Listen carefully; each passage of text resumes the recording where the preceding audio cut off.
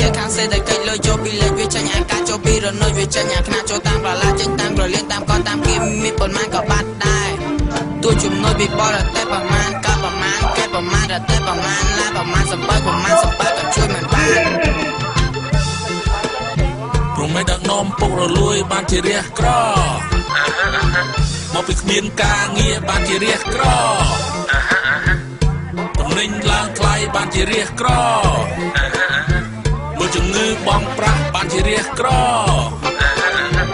បើអញ្ចឹងយើងបដូរទៅបានរះមានធ្វើម៉េចខ្លាំងតែបាទបើអញ្ចឹងយើងបដូរ